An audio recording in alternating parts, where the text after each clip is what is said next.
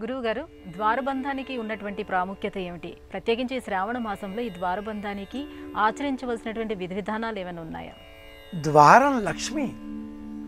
ఏ ఇంటికైనా ప్రధాన ద్వారం వీధి ముంగిలి లక్ష్మీప్రదం. లక్ష్మీ స్వరూపమైన ఈ ప్రధాన ద్వారాన్ని శ్రావణ మాసంలో గడప మాత్రమే కడిగే మనం బాజుబంధాలు ఇరువైపులా కూడా చక్కగా కడగాలి, తుడవాలి. ఊర్ధ్వ భాగం పై భాగాన్ని కూడా చక్కగా కడగాలి, తుడవాలి అంటుంది శాస్త్రం. పూర్వకాలంలో ప్రధాన ద్వారానికి పై భాగంలో లక్ష్మీదేవి కూర్చున్నట్లుగా చెక్కడం పైన చెక్కించి ఇరువైపులా 2 ఏనుగలు కలశములతో అమ్మవారిని స్థాపనం చేసే విధంగా నిర్మాణం చేసేటటువంటి వారు. అలాగే ప్రధాన ద్వారానికి ఇరువైపులా ఉండేటటువంటి బాజు బందులకు ఇరుపక్కల దీపపు గూళ్ళు అన్న పేరిట దీపాలు వెలిగించే నిమిత్తమై చిన్న చిన్న ఏర్పాట్లు అలా ఉంచేటటువంటి వారు. గూడు అంటే చిన్న షెల్ఫ్ వలె అవి ఏర్పాటు చేసేటటువంటి వారు. వాటిని ఈ శ్రావణ మాసంలోనే శుభ్రపరిచి ఇరువైపులా ఇలా ఒక అడ్డగీత ఎక్స్ వల గీసి ఆ పైన ఉండే గీతలకు చేతులు, కింద ఉండే గీతలకు కాళ్ళు, మధ్యలో గుండ్రంగా శిరస్సు, 2 చుక్కలు, 2 జడలు వేసి బాలిక రూపం చిత్రించేటటువంటి వారు. ప్రధాన ద్వారానికి ఇరువైపులా ఉండే ఈ బాలికలు, ఒక బాలిక జ్యేష్ఠాదేవి, మరొక బాలిక మహాలక్ష్మి.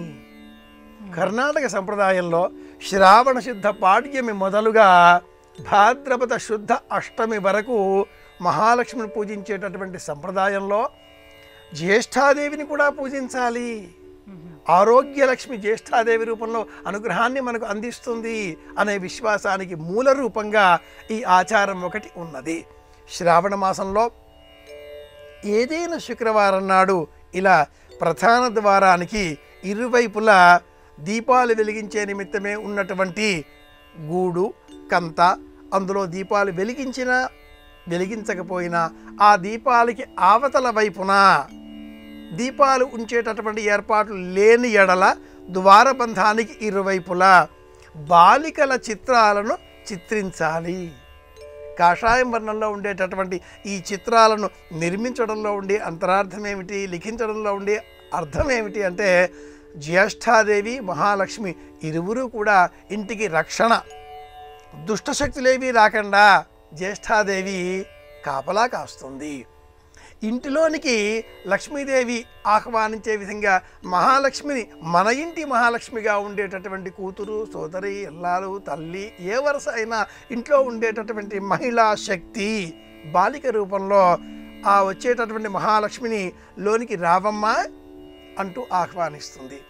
చెడును నిరోధించడం, మంచిని ఆహ్వానించడం అనే రెండింటినీ ఈ విధంగా ఇరువురు బాలికల చిత్రాలను లిఖించి మనస్సులో ఇలాంటి సంకల్పం చేయడం ద్వారా సాకారం చేసుకోవచ్చు. ఈ సంప్రదాయాన్ని శ్రావణ మాసంలో ఏ శుక్రవారమైనా పాటించవచ్చు.